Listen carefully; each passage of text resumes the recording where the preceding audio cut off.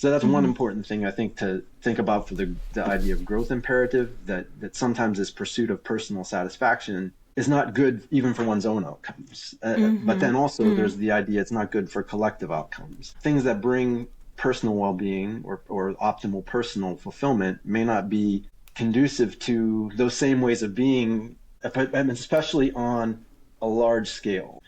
I think the radical abstraction is to some extent a delusion, because this radical abstraction is not actually true. It's socially produced. There is some kind of historical process that permitted this sense of freedom from constraint. It's not that the costs or the limits don't exist. It's that the limits, we displace them.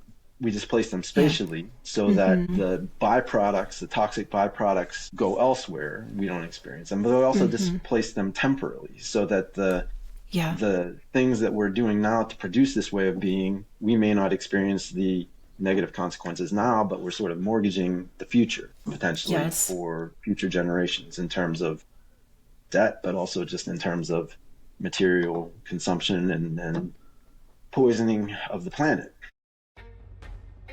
Welcome to Friends Between Worlds, a podcast for people who want to understand why the modern world feels so on edge and what we can do about it. This podcast helps you feel less alone and gain cutting-edge perspectives from some fascinating thinkers of our time. We offer companionship and insight. This is Friends Between Worlds. Please join us.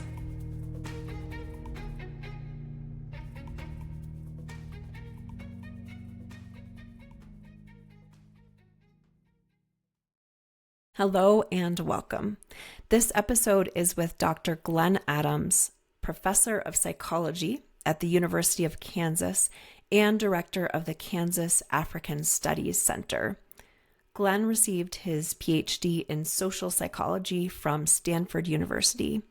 He has lived in and served in the Peace Corps in West Africa, and he collaborates closely with colleagues around the world as part of the Read Surah Decolonial editorial collective. I'm really excited to bring you this episode because we're discussing that which is so close to us that we may not be able to see it. And we are, in a way, making object what we're often subject to, what we tend to be run by because we're embedded in it, in American culture and beyond. Glenn is the first author of a paper called The Psychology of Neoliberalism and the Neoliberalism of Psychology. And in that paper, the researchers describe 4 tendencies that neoliberal systems reinforce in the way we experience ourselves. I'll state those 4 tendencies in a moment. First, I'll tell you that Glenn will make the distinction between self, subjectivity, and self-ways. When we talk about self, we're talking about the object of the self, like self as a noun or me, the things I know about myself, how I would describe myself. Subjectivity, on the other hand, has to do with the process of the self. It's the I that is experiencing, more like a verb. And self-ways, as Glenn will describe, arise based on culturally shared models. They're ways the self can be based on the socio-political conditions. In this podcast, we're focusing on the subjectivity, the way the I experiences the world, and what neoliberal socio-political landscapes allow for or encourage. Now, these tendencies are not necessarily bad, but they're certainly worth examining. Quoting from the paper, they include 1, a sense of freedom from constraint that affords an experience of radical abstraction from context. So we become abstract in a way. 2, the creation of an entrepreneurial self as a project of ongoing development. So this is like being the CEO of the self. 3, an imperative for individual growth and personal fulfillment as the key to well-being. So the best thing for me is to focus on my own growth and fulfillment. And finally, 4, an emphasis on affect regulation as a key to personal success. So I'm good and I'm successful if I am regulating myself and I have a certain emotional range that is more generally positive. Again, these are not necessarily bad, but some of the downsides of these forms of subjectivity include displacing costs, disincentivizing interdependence, individualizing societal problems, generating anxiety about success, and weakening solidarity, weakening a sense of society and collective well-being. In the podcast, Glenn also speaks powerfully about colonization as the dark side or the shadow of modernity and how we can move toward decolonizing psychology. Thanks so much for listening. Welcome, Dr. Glenn Adams. I'm so grateful to have you here. Thank you. It's my pleasure. Can you introduce yourself by describing a relationship that has shaped you and what you're exploring today? Yeah, the relationship's not really a relationship with a person. It's a relationship with a place or an experience. And that is the experience of being a Peace Corps volunteer teaching high school math in Sierra Leone, West Africa. So as soon as I graduated from my undergrad experience, I joined the Peace Corps. And that was the first time I had set foot outside the U.S. when I stepped onto the tarmac in Freetown, Sierra Leone. And how that has shaped me in profound ways. In the first place, it opened what you might imagine. Most people say, it opened your eyes to the diversity of human experience. And that was an important part of the experience, but it was a more profoundly educational experience than simply that.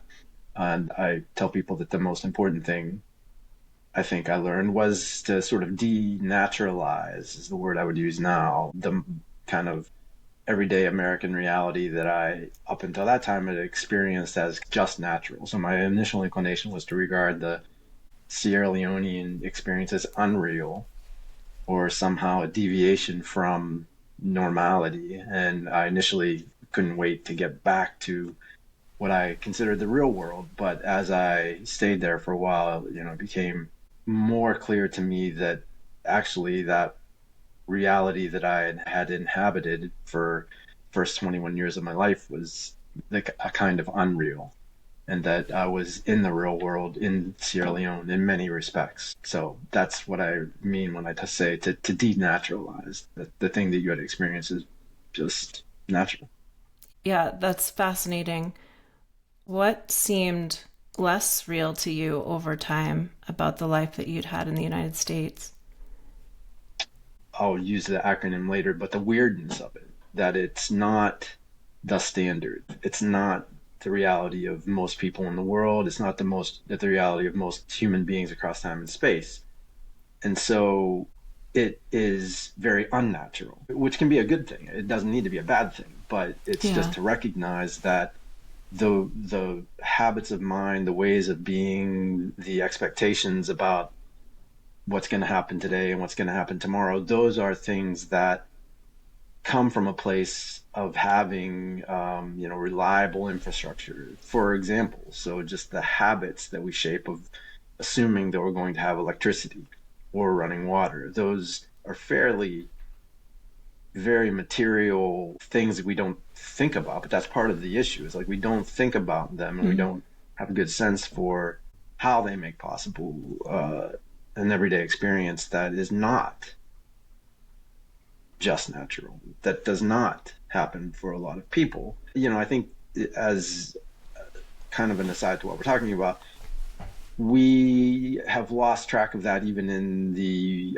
United States, where we do not invest in that public infrastructure as much. We have kind of taken it for granted, and we're not thinking about the work that went into producing that thing and the cost that goes in to providing that reality. It was never available to everyone in the first place, right? That's important to recognize. But even for that portion of the population who had access to these kind of affordances of everyday life, the conveniences that they allowed and permitted, that took collective investment. That is antithetical to our topic today of kind of neoliberal subjectivity and neoliberalism, is antithetical to that collective investment, for better or worse. I began to see a little bit more clearly the weirdness of everyday reality in the American context. And for listeners who may not know, when we say weird, let's say what the acronym means. The acronym comes from the work of Joseph Henrich and Steve Heine and Aaron Zion, who one of my students alerted me to the word backronym, which is a more fitting description of this particular acronym, meaning that people, they find an acronym that seems apt, and then they find words to constitute the letters in the acronym. So the word weird, it connotes this idea of being strange and non-normative descriptively. In their original formulation, Henrich and colleagues designated it as Western, educated, industrial, rich, and democratic. I prefer to think of the Western not so much as Western, which is kind of a cultural formulation, but white, which is a more racial formulation. And the difference between those is that the weirdness of the weird world, or of weird psychology or weird science, is not just about cultural difference, but how power and domination participated in the production of that cultural difference. So the whiteness marks that racialized process. When Henrich and colleagues and other people in the traditions that I work in cultural psychology, use that phrase, weird, they don't elaborate the racialized character, the way that world was produced through domination to the same extent. Got it. And you want to bring that in more fully? Yeah, I want to bring that in more whiteness. fully, and I think that's partly a function of me thinking through these questions from experiences in African communities, where you're faced with these kind of vivid examples of difference, and one has to think through that difference.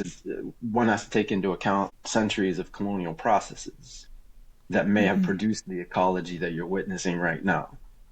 If you don't do that, you see realities and you might misattribute them to some kind of local pathology.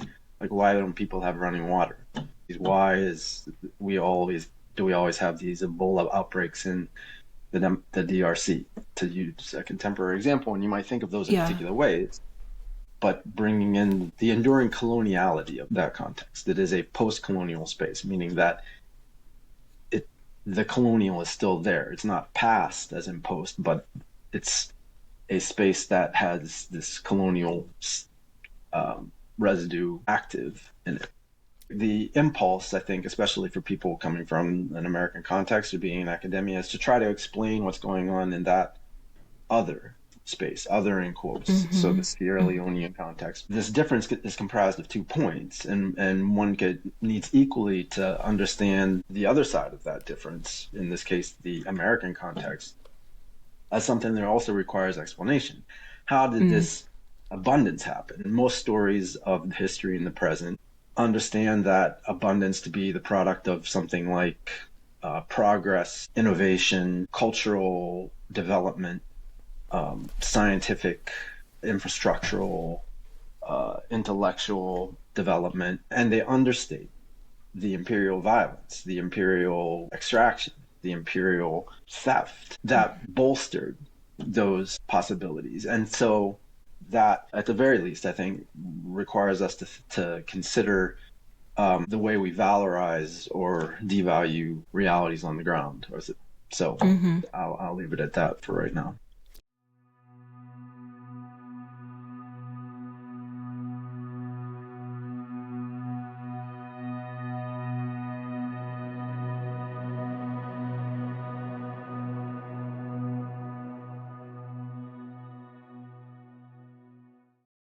we're talking a bit today about a paper that you first authored, co-authored.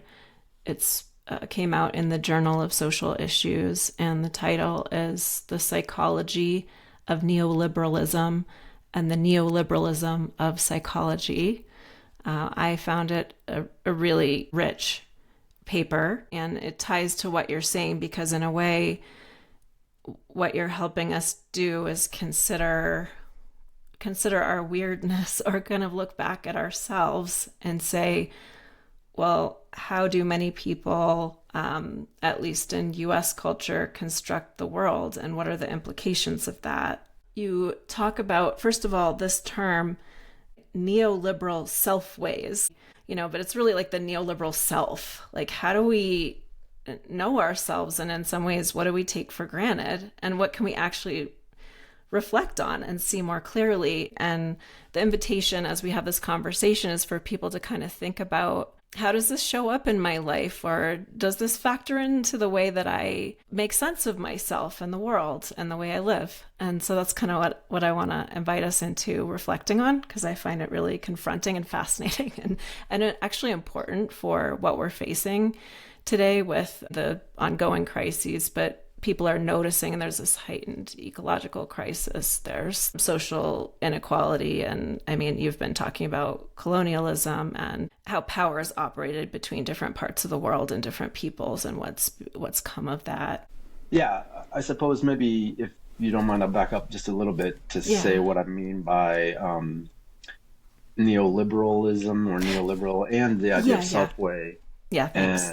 And actually, probably even in thinking about this paper more recently, I've used subjectivity as much as self-ways. Thomas Teo at York University in Toronto talked about neoliberal subjectivity, or as a form of subjectivity. So subjectivity seems a little bit more like what we were going for than self. The self aspect of our paper comes from my mentor and co-author on the paper, Hazel Marcus, who has written at length about self. And when she uses self, colloquially and throughout the history of psychology, when people talked about self, they often talked about it as self-knowledge or self-concept. So very much as the objective sense, as opposed to a subjective sense. So if we look at, William James, more than a century ago, wrote about the subjective sense of self as the kind of I that is the knower or does the knowing, and then the objective sense of self as the me or the thing that is known. And a lot of the discussion of self was about that objective sense of self. But Hazel Marcus, in her work, had moved that a little bit more toward the process side of self, and thinking about how the self is a dynamic experiencer of things, which is more along the lines of subjectivity. So that's the distinction between self and subjectivity, and what we're referring to in the paper is more on the subjectivity side, the experiencer as opposed to the experienced or not or known. Coming to the idea of self-ways, that the thought there is to make clear that we're not talking about an individual person's experience of self or way of doing self or form of subjectivity, but this culturally shared set of institutionalized models that have their affordances. And so the structure for that experience lies both within us and within the situations that we inhabit. So that's why we talk about self-ways, because it takes it outside of the person. With respect to neoliberal or neoliberalism, lots of people have written about neoliberalism in the past couple of decades, and I don't consider myself an expert on most of those discussions. Many of them are coming from the fields of economics or politics or sociology, and they tend to talk about this kind of economic system that arose in the aftermath of the liberal economic order. So the idea that capital could move across space without a concern for territory, it didn't matter, it wasn't located anywhere. So globalization is a kind of very associated with neoliberalism, and also kind of fungibility. Money is a kind of neoliberal thing. It's abstracted from any kind of material values. Radical abstraction is an important part of that from context is an important part of neoliberalism generally, but most discussions have focused on a kind of economic and political sense. Our consideration, it's in thinking about neoliberalism as a cultural psychological phenomenon, a set of cultural structures that give rise to forms of subjectivity. There again, I would make another distinction between neoliberal ideology and neoliberal subjectivity. So a lot of folks in psychology, maybe not a lot, but many people have studied neoliberalism. And in fact, the development of this paper came about because I was a reviewer for the special issue in which this paper appeared. And most of the contributions were about how people view neoliberalism. Do they support it? Do they not support it? But not necessarily seeing neoliberalism as a form of subjectivity, as having psychological consequences, which is what we were interested in. The other feature of that origin story for the paper is that none of the contributions to that special issue were also considering the role of psychology in what I would sometimes refer to as serving like as a church of neoliberalism. It's sort of preaching neoliberal subjectivity without necessarily calling it that, or perhaps even realizing the extent to which it's doing that. But psychology as a field, particularly in late modernity, is very resonant with neoliberalism, and in fact is co-constituting of it, I think, and as it manifests in people's subjectivity. Yeah. So, and just to clarify, when you say subjectivity, it's like the way we experience the world. Subjectivity, it's like the felt sense, the lived experience. Like, yeah, what would you say, Glenn?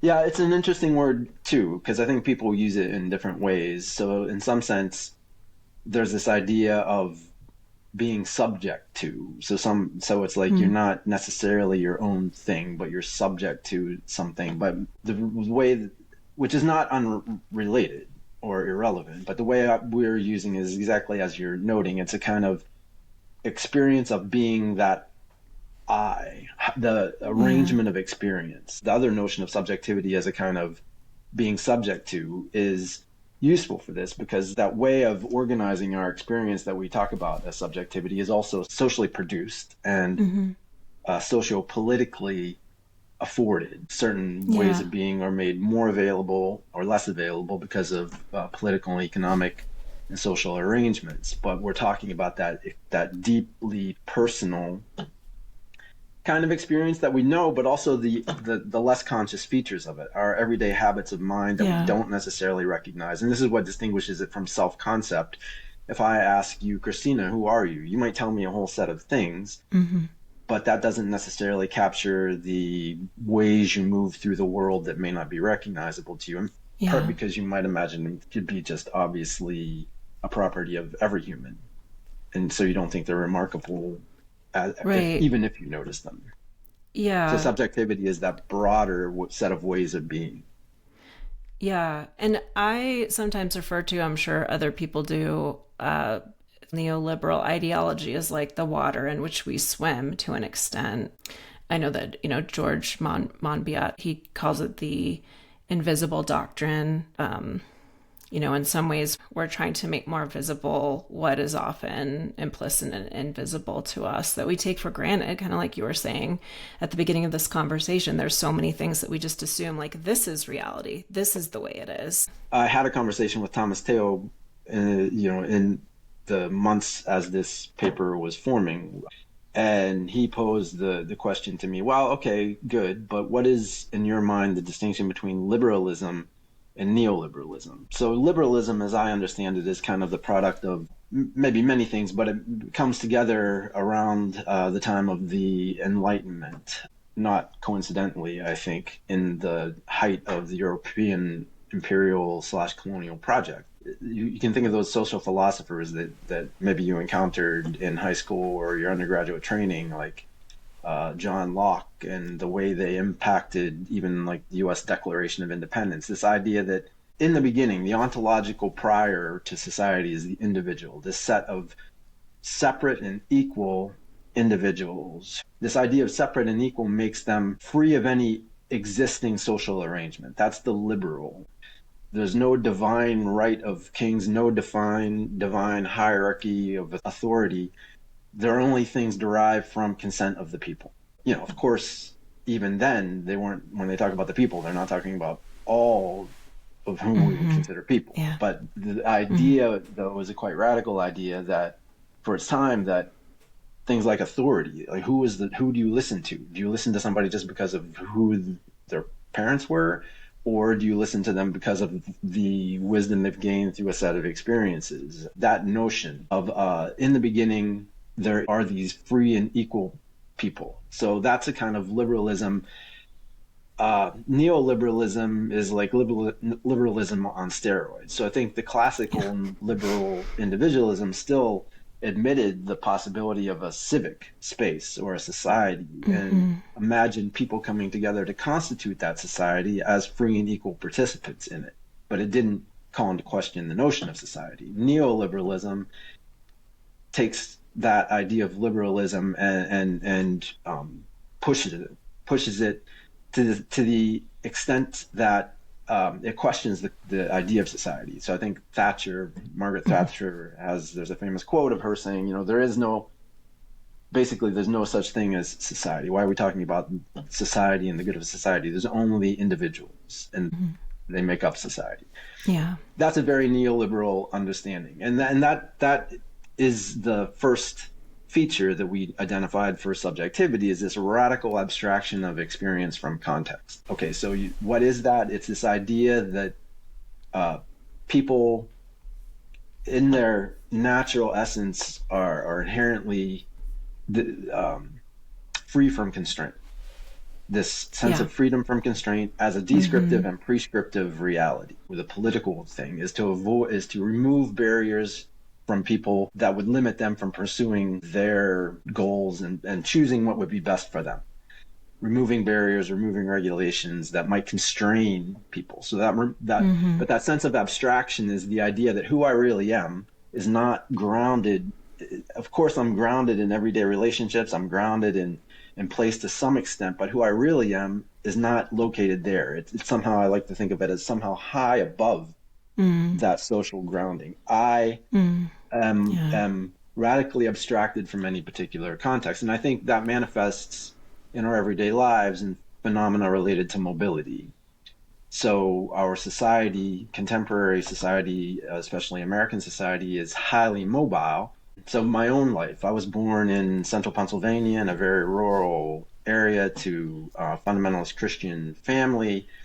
And they had lived in that area for their lives, and their parents before them and their parents before them within the space. So they're very kind of embedded in a particular place and community. And I, and many people like me and you in our generation, find ourselves abstracted from that and find ourselves creating a life in many different places, constituting ourselves, feeling at home in many different spaces. We find ourselves free from constraint to be able to take advantage of opportunities, to seize things that we desire to do. And I think that's the primary feature of a neoliberal subjectivity, that radical sense of abstraction from context, that who I am, what is really real, is a story I tell myself about myself from those bits and pieces, but there's a kind of authentic me that is not located in any one of them. Yeah. I'm compelled to make this connection because, I come from studying developmental psychology and this whole structure of self-authorship, self-determination, which you refer to in the paper as well.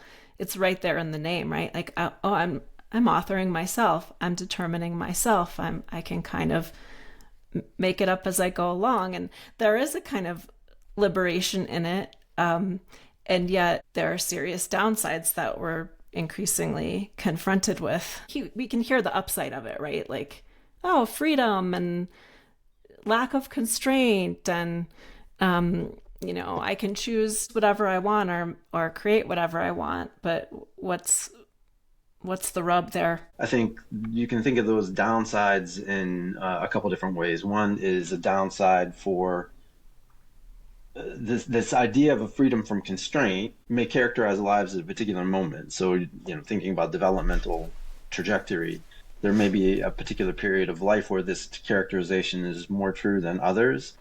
And if we invest in that as the norm, as the way people actually are, and should be or should strive to be, that doesn't go well with care. So it's kind of this way of being is sort of antithetical to communities of care, because communities of care are predicated on this idea of obligation to have constraints, that I can't exactly do what I want to do because I have sometimes onerous obligations, sometimes burdens that I may entertain happily. And I suppose this is a way people try to accommodate this within a sort of neoliberal subjectivity, is the idea that you can choose to do that if you wish.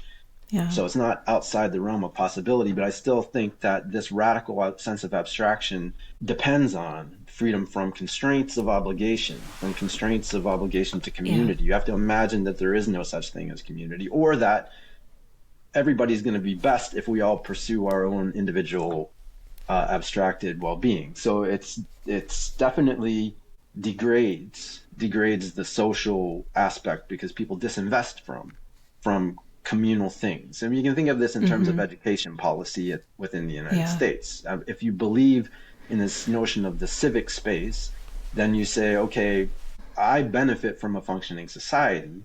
I will invest in the infrastructure of that society, including education, because it's a public good. It's a public good not in the sense that everybody can participate in it, but it's also a public good in the sense that even if I am childless or past the point of are not participating in the education system, the fact that I'm investing in the education system means that we're producing people who will better the society and for me. But the neoliberalization of education has made it more of a private good. Even people who are liberal in the political sense will emphasize that we have to make education equitable so that everybody has a chance and can live their dreams and pursue their success in the market. It's very much about individual goals, and then it makes sense for people who may not have, offspring or family members or in education to say, well, why am I paying for other people's success? That doesn't benefit me in any way. I think that's one way where it comes home. This idea of radical abstraction and doing what is best for you to pursue your own happiness comes at the cost of broader community, but also comes at the cost of your own individual trajectory, because you may, and this is sort of where I was going at the beginning, you may find yourself in a position of life later on where that way of being is not so good for you anymore, when you require care, when you're dependent on other people to constitute your life. We have institutionalized that kind of care as a society because we emphasize abstraction from context. And even me, as I grow older and have kids, I'm invested in this idea that, I don't want to be a burden on them. And I would prefer to, be in an institution where I can be free to be the way I want to be at the end of my life, and they can be free from the burden of having to care. That's a way of organizing society, a form of neoliberal subjectivity that is weird.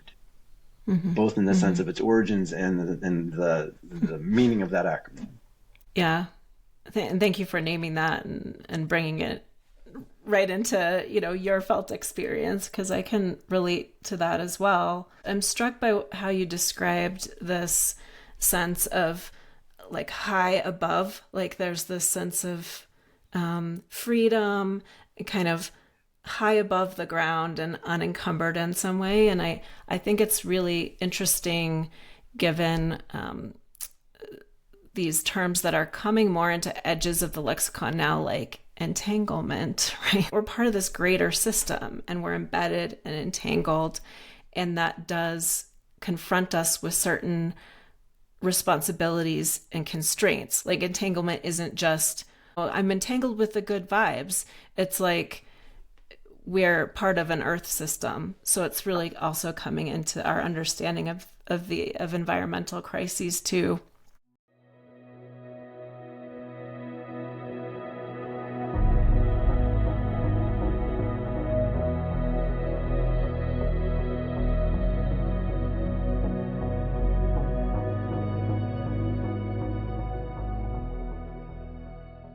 you had mentioned the idea of self-authorship, and that is a defining feature of the second aspect of the neoliberal subjectivity that we discussed, this entrepreneurial self.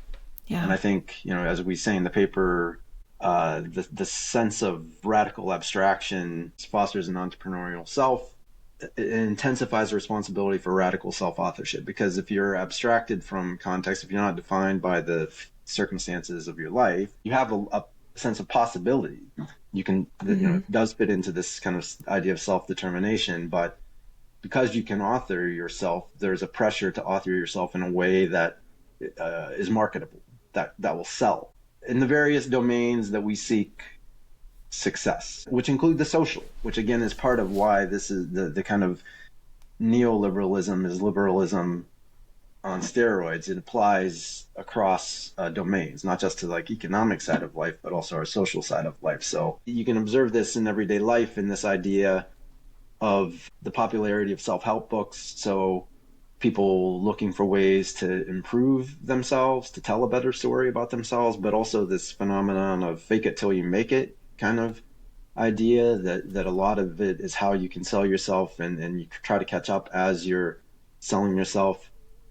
And this kind of risk component, which fits into some of the other features that we talk about. But the entrepreneurial involves seizing opportunities and being prepared psychologically in a way of willingness to take that risk. So in some fields of psychology, they refer to it as a kind of promotion orientation or an approach motivation, that you're open and you're not defensive. You're kind of primed for movement, so that you can seize the opportunities that are passing. So it's a kind of high energy way of being, which fits into another feature that we had mentioned of the neoliberal subjectivity, which is kind of affect management, or an emphasis on positive emotion, the sense of freedom to pursue one's aspirations. Implies a kind of, also the sense of freedom from constraint implies a kind of ability to avoid anything that would be negative or burdensome, that you shouldn't be oriented toward those kinds of bad things that might happen, that you orient yourself to the positive possibilities and the energy required to pursue them. So there's a kind of emphasis on fun, enjoyment as a goal, but also as a sign that you've achieved the goal. So if you're unconstrained and you're writing your own story, you go for the things that give you pleasure, and fulfill your defining aspirations, which produces some sense of positivity. And things that bring negativity, you feel free to avoid them. It's a little bit of a strange connection, but I did my dissertation research on the sense of people in many West African settings that they have enemies, that there are people who hate them personally to the extent of wishing for their downfall and trying to sabotage their progress. Americans just don't, they think that's paranoid. The insight of the research is to think about that phenomenon not as taking the Ghanaian experience or West African experience as something that requires explanation, but also taking that as something that's true or makes sense, and looking back on the experience of people in the American context as the phenomenon that requires explanation. Why do people in the US think that they don't have enemies? And part of the reason is because they feel free. This neoliberal conception of society gives them a sense of freedom from anything negative. If you and I have a disagreement, we're not inherently connected or embedded. We can just avoid each other. We manage to get away from it. We don't live in worlds that keep us scraping up against each other. We can easily avoid each other. That's not true of people in a small village context or without this sense of mobility. But it's also a kind of delusion to feel that you can avoid. And people often then have the experience, if they do have that kind of relationship, they can feel a kind of at a loss to explain it because it doesn't seem rational. But it's an example of this ability to avoid the negative, the sense that one can create a positive experience by avoiding the negative, not realizing the importance of the negative and the importance of constraint as being part of the human condition, as we were discussing earlier, and what are the downsides of this way of being. A big one of them has to do with care, and obligations of care, or even just our notions of what is social life. So I think neoliberal subjectivity and the features associated with neoliberal subjectivity, meaning the cultural psychology of it, change the notion of things like contact. Or so if you think about the idea of, oh, let's keep in contact, let's keep in touch across time and space, human time and space, that would mean a more tactile form of contact, a more tangible form of contact, that a more material form of support. You're there in the same setting, you help people do things. And my research thinking about asking people what love is, people in many West African settings think about love in those tangible material forms. Yeah. Which interestingly, first of all, contrasts with what people in middle class white American context talk about, which is often love as a feeling as opposed to doing, and love as an emotional thing rather than a material thing. And not only that, they tend to denigrate the material. People think that love should be free of the material. In this context of abstraction from the material, love is a pure emotional form. Relationality is a pure form. It's not contaminated with the material that cheapen it by making it about needs or something.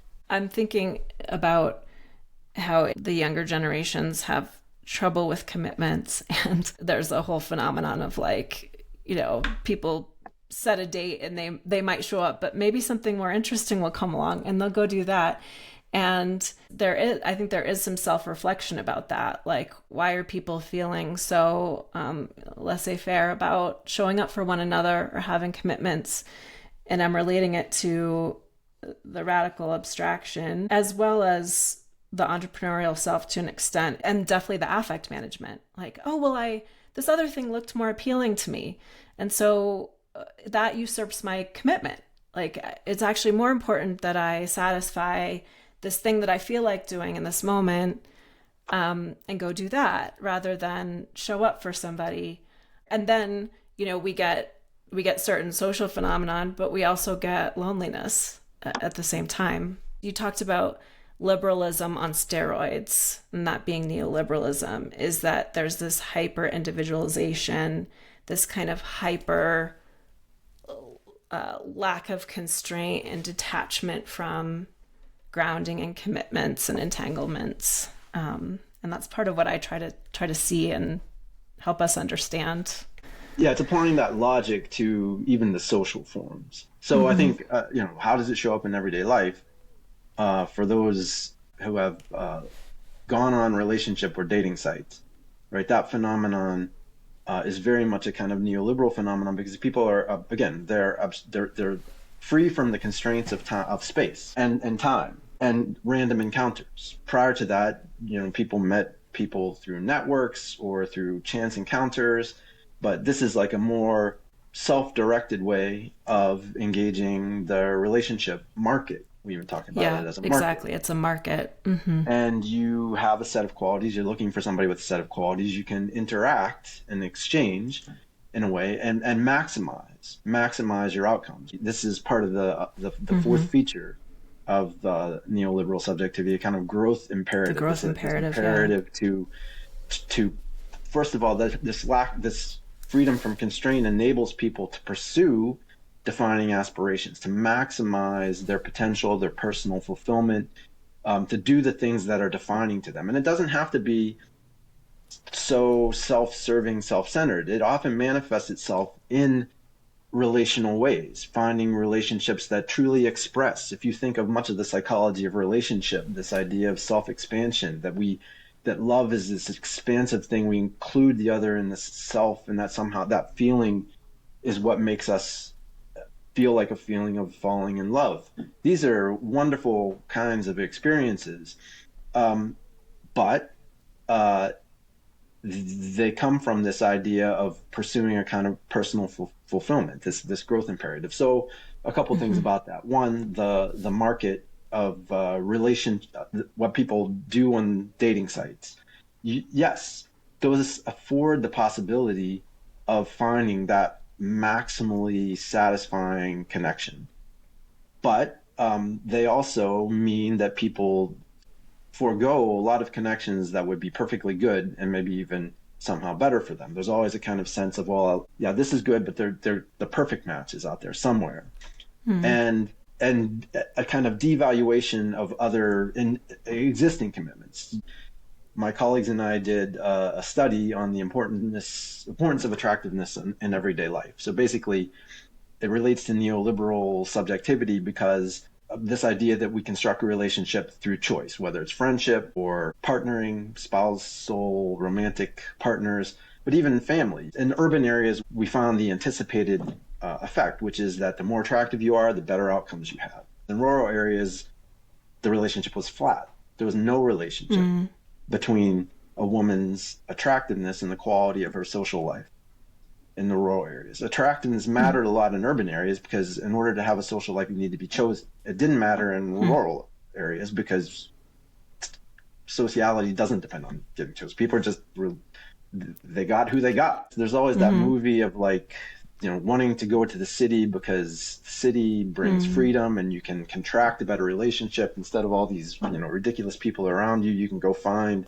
this person who's more satisfactory. But what we find is that urban areas were better than rural areas only for the very most attractive women. For really attractive women, maybe the upper 20% in this particular measure of attractiveness, for them, if they were in an urban area, they reported better outcomes, significantly better outcomes than if they were in rural areas. That kind of let me go out on the market and pursue my optimal satisfaction works well. Half of the distribution who are, just ordinary attractiveness, being in an urban area hurt their satisfaction. And although the opportunity was there for you to pursue your own, your optimal satisfaction, other people are pursuing their optimal satisfaction too, and there's the risk of not being chosen. So you sacrifice the security of a satisfactory relationship for the promise of some mind-blowing, self-authoring, satisfaction optimizing relationship, which is only available to a few. So this is kind of illustrating the downsides even for the person of investing in a kind of neoliberal subjectivity, predicated on abstraction from context and the ability to choose and move yourself to a space where you can exercise that pursuit of positive without considering the downsides. So that's one important thing I think to think about for the idea of growth imperative, that sometimes this pursuit of personal satisfaction is not good even for one's own outcomes. But then also there's the idea it's not good for collective outcomes. Things that bring personal well-being or optimal personal fulfillment may not be conducive to those same ways of being whenever you scale it up. If everyone is pursuing that particular model, doesn't create the conditions of possibility for people to do that. It's delusional in the sense that it prescribes a certain way of doing things, but if everybody does it, nobody can do it. And I think that's the problem with that, and especially on a large scale. So I think you were referring earlier to what are the downsides of this radical abstraction. I think the radical abstraction is to some extent a delusion, because this radical abstraction is not actually true. It's socially produced. There is some kind of historical process that permitted this sense of freedom from constraint. The reality that I inhabited in Sierra Leone was full of with all kinds of constraints, but the sense of freedom from constraint happened because of forms of extraction, maybe that enabled some people to feel that they were not constrained by material things. It's a delusion. The radical sense of radical abstraction is delusion, and the cost of it, we talk about it as displacement. It's not that the costs or the limits don't exist. It's that the limits, we displace them. We displace them spatially so that the byproducts, the toxic byproducts, go elsewhere. We don't experience them, but we also displace them temporarily so that the things that we're doing now to produce this way of being, we may not experience the negative consequences now, but we're sort of mortgaging the future potentially Yes. for future generations in terms of debt, but also just in terms of material consumption and poisoning of the planet. Yeah.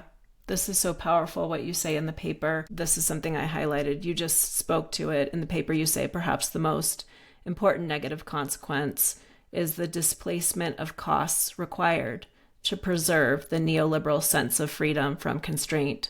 Spatial displacement happens when affluent communities outsource violent production practices and harmful byproducts to impoverished communities. Temporal displacement happens when present consumers mortgage the future, passing financial debt and ecological consequences to future generations. Both forms of displacement enable a sense of freedom not by eliminating negative consequences that would otherwise constrain action, but instead by transferring those negative consequences to another place and time. So, and you just spoke to that, Glenn. Yeah, I tried to say it that well, but yeah, I think that says it pretty well. It says it well, and I'm glad to get to speak to you about it as well. You talk about decolonizing psychology. What does that mean? Yeah, that's an excellent question, and my colleagues and I were trying to get to that question as well. We did a special issue of the Journal of Social and Political Psychology in 2015, but we just sent a call for papers asking for people to talk about, this idea and what they think it means. And if I answer that question in terms of that paper, people who responded in the call for papers generally articulated the project along three different lines. One line was a kind of idea of indigenization, which is you decolonize psychology by taking the kind of global form, or what I would call white stream form or weird form that we have, and finding a form that is conducive for local settings, reflects and serves local interests and local ways of being. So that's a kind of indigenization approach, that instead of taking this global thing, this imperial thing forced upon us, we're going to find our own thing. Another one was more about the practice of psychology, so making it less about intellectual, academic, ivory tower exercise, and one that's more rooted in the concerns of the people. So perspectives like liberation psychology, or people who do participatory action research, or community psychology, they articulated this version of decolonizing psychology. And the final one is the one that my colleagues and I think have done more of or thought about, and that's kind of a denaturalizing idea, that we're taking the white stream psychology that we have, but rather than seeing it as just a kind of natural expression, we're trying to think through the social, cultural, and historical processes that produced it. So that's one answer to the question. The other, more broadly though, one can say, okay, what is it about psychology that's colonial such that it requires decolonization? And right now, a lot of people in the field of psychology are thinking about this question, maybe not in terms of decolonizing psychology, although there are some people who say it that way, but definitely in terms of the weirdness of psychology. What do we do about the fact that the knowledge base of psychology, the people who do psychology, the people who participate in psychological research have, for the most part, occupied spaces that are Western, industrial, educated, rich, and supposedly democratic? What do we make of that? That's problematic ethically, but it's also problematic epistemologically, because the knowledge we have is, not generalizable. It's only a particular knowledge. So they feel the need to overcome that. You could call that, I guess, an epistemic exclusion, and they feel that that's the primary sense of the way that psychology is colonized, because it excludes. And then the solution to exclusion is inclusion. But I think the problem with that is that inclusion into white stream psychology is not going to decolonize the field, because you're still including. You have to think about inclusion into what, and if the form is still somehow colonial, then bringing people or knowledge from other settings is not necessarily going to decolonize the field. So I think here that another theoretical perspective that has informed my work, that of decolonial theory, is invaluable. And basically, decolonial theory is not just about decolonization. Decolonization and decolonial are not just synonyms. which many people use them as such, and that's okay. So colonization happened in the colonial period, and presumably when the colonial powers granted independence, the colonial ended. But decolonial theorists talk about the ways in which the colonial persists into the present, even in those spaces where colonization is officially over. And there are several things that are important about that. It talks about the fact that we live in a colonial present, which is important to note. Well, of course, in the United States, we live in a colonial present because we continue to colonize indigenous space. But even in African context, where the European imperial project is presumably over in the sense of direct colonization, one can say that it's still a colonial space.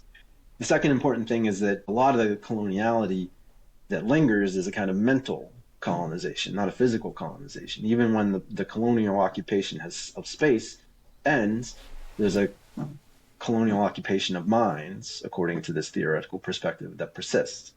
But finally, the third and maybe most important or interesting thing to me was linking coloniality to modernity. The decolonial theorists suggest you can't really think about modernity, the Eurocentric modernity in the modern world that we have, and I would say for psychologists, modern individualism, without thinking about the coloniality that has constituted it. They refer to coloniality as the dark side of modernity, the typically, the shadow of the shiny, if modernity is this shiny project of the leading edge of progress and growth, coloniality is the dark side of it, inseparable from it, that has constituted it in the past, made it possible, its conditions of possibility, but continues into the present. So when I think about decolonizing psychology, it relies on thinking about the indigenization project, thinking about other forms, other ways of knowing and being, but thinking from those spaces.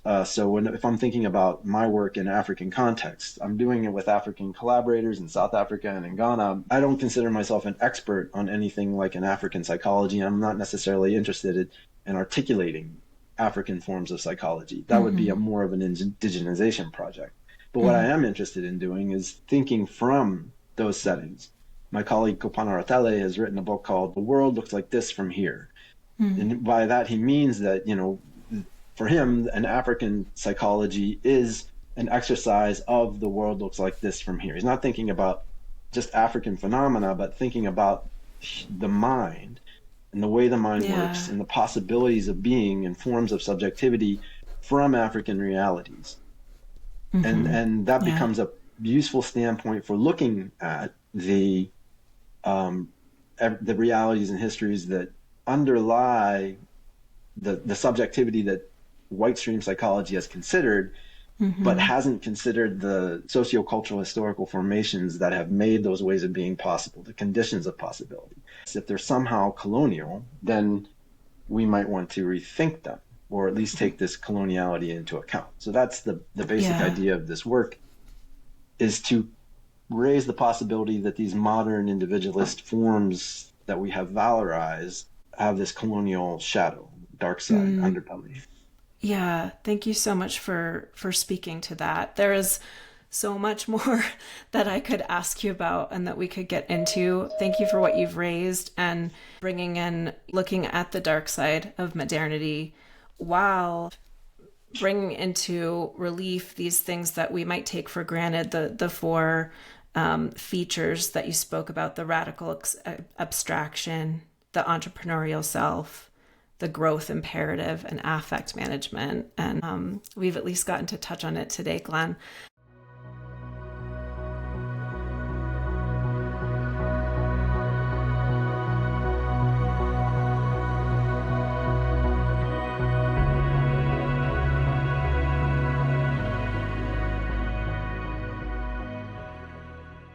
I want to ask you a few questions as we move toward closing.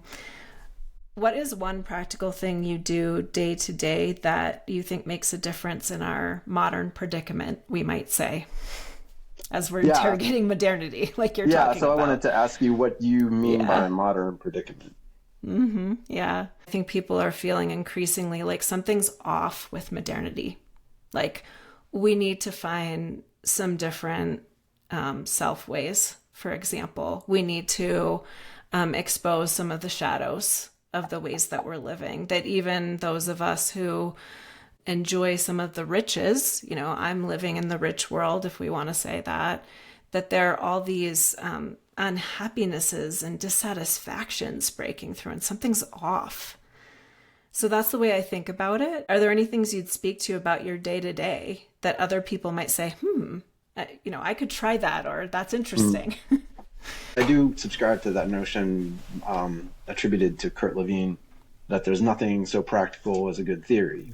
And that having a way of viewing the world can give you a way to talk about things or name things that you didn't have before, and can illuminate courses of action that you hadn't considered before because you hadn't named this phenomenon in front of you in this way. So my own way of practice is to participate in education work, to be an educator, and to try to promote critical consciousness in that education, to use the classroom not just to tell people about psychology because I'm a psychology professor, but as a way to kind of generate critical consciousness generally, and to give people tools to think about the coloniality of the modern world that we take to be the leading edge of human ingenuity and progress. And maybe the way I do that too, a more practical thing, is to involve myself consciously, self-consciously in African studies and other engagements with things outside the canon, if you will. I'm the director of the Kansas African Studies Center because I got involved in interdisciplinary spaces and talked to scholars who are rooted in a kind of area studies tradition, which takes as its organizing principle not a set of methods associated with a discipline, but rather how knowledge that sits in place. It takes seriously the histories and literatures and environments and geographies of a particular setting as the cohesive stuff that holds conversations together, instead of I can assume that you know Piaget and Erik Erikson and these other folks. No, the assumption is that you've read Achebe and Ngugi and other scholars. There's just a different set of baseline assumptions. And I think that's a practice that I think I try to do by engaging myself in those worlds and contributing to those worlds, and to contributing communities that provide, like an other space outside to rethink what is possible and to reconstitute other forms of sociality. Thank you. Thanks, Glenn. And so this is a great question for you. So I'm doing this pay it forward question formulation where I ask my guest to ask the next guest something without knowing who they will be. And I had Dr. Ron Purser on last time. So the question he put out there was, what's one assumption that we or you treat as obvious that you think is quietly distorting everything? Yeah. This is a way to summarize, I think, what we've been talking about. But I think that the assumption is a kind of naturalization of modern individualist lifeways in both white stream psychology as a discipline, but also society at large. We think that those ways of being that dominate this context, those neoliberal forms of neoliberal, increasingly neoliberal subjectivity, are just the natural outgrowth of some standard script, some standard blueprint that is encoded in our genetics. And you just have to pour enough water and give enough food, and the person will develop in that particular way. That story of modern individualist lifeways being just natural, or maybe even like the natural riding the wave of human progress, which is not like a genetic thing, but it's just like, okay, that's a natural progression. That obscures the violence associated with the coloniality that has constituted the conditions for the possibility of those lifeways, those modern individualist lifeways. So that's an assumption about the world that we think that it's obvious and natural, but distorts us because it obscures that violence. It then legitimizes the resulting inequalities that we see, and it makes it difficult to imagine alternatives. Well said. That was the perfect question. Yeah, alternatives are so important. That's another neoliberal soundbite is, Thatcher said there is no alternative. This is the only way we can be. And imagining different self ways, life ways, other forms of subjectivity is really exciting and needed now. Without knowing who my next guest will be, what's one question you would ask a person who has a cutting edge perspective on our world, the modern world? Well, I think I would ask them, what is your story of the development of the modern world? And what future does that story imply?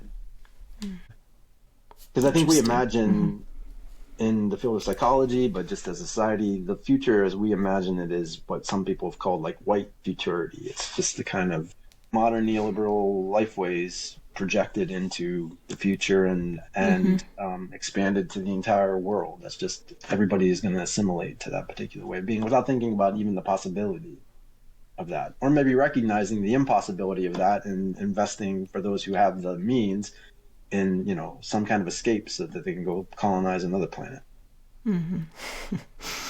What's a group or cause that more people should know about? For me, a very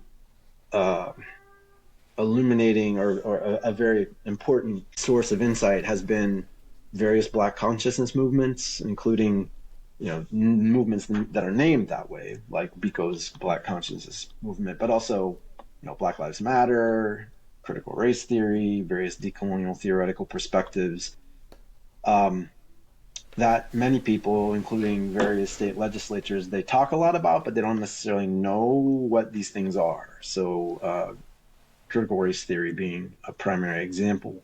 My sense is that the point of these perspectives is not just to elevate the condition of people of African descent somehow over other people, which is the way that people want to, frame it. But instead, I think in their best articulations, these perspectives provide like a foundation for rethinking those stories of the past, present, and therefore the future.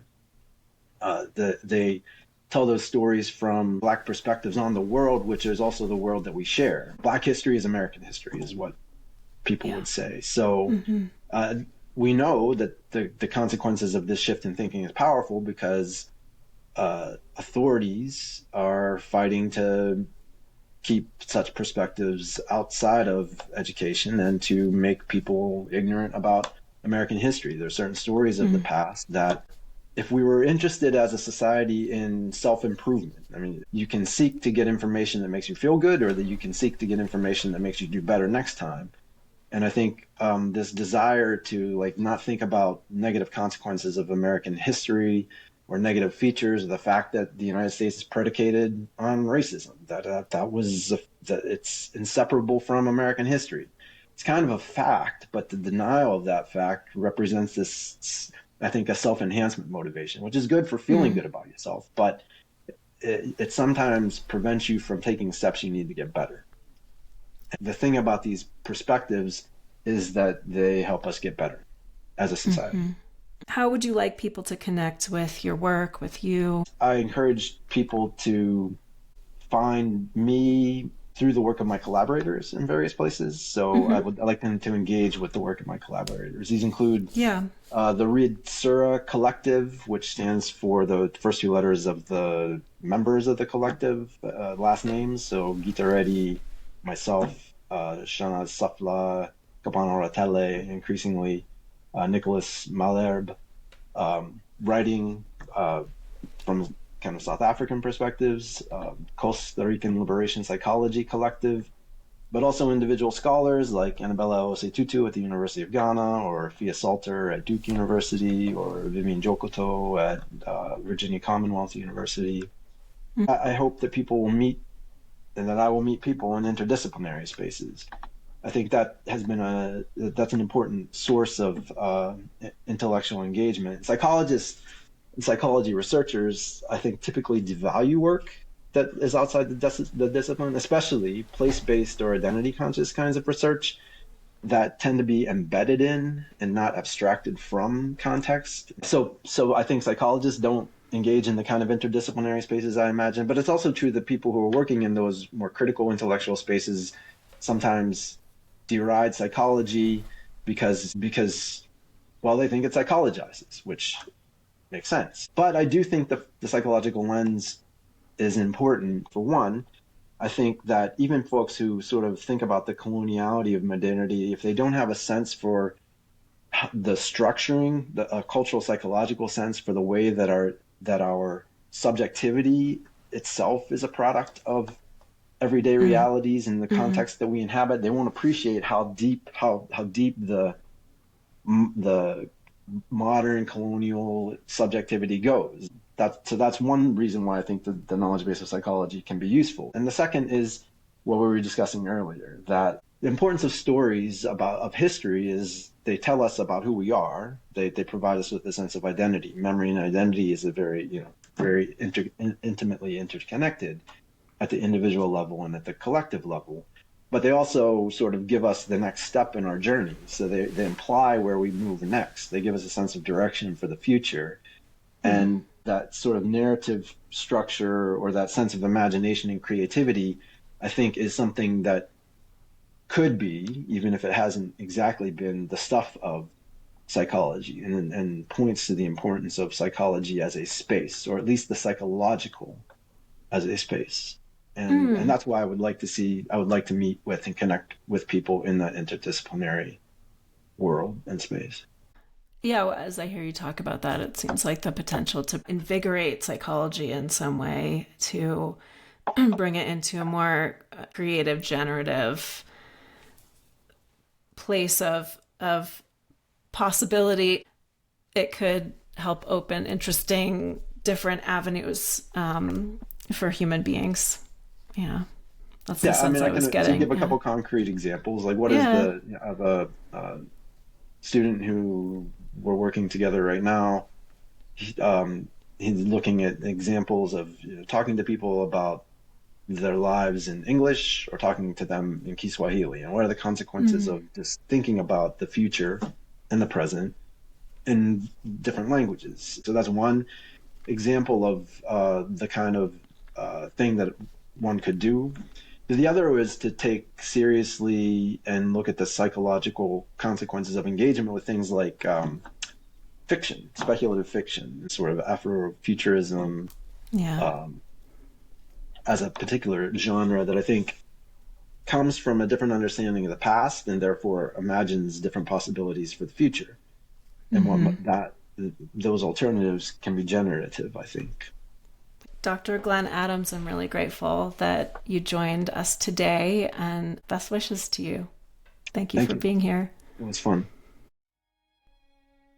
Thank you for listening, friends. Please subscribe and like the podcast, and please engage with the community so we can make this a conversation. Our theme music is Building Without Materials by Aaron Vorio Jackson from his album Sandbox. Our cover art is by Yvonne Blanco. I am your host, Christina Congleton. Let's stay curious, let's stay discerning, and let's stay as friendly as we can. Take care, everyone.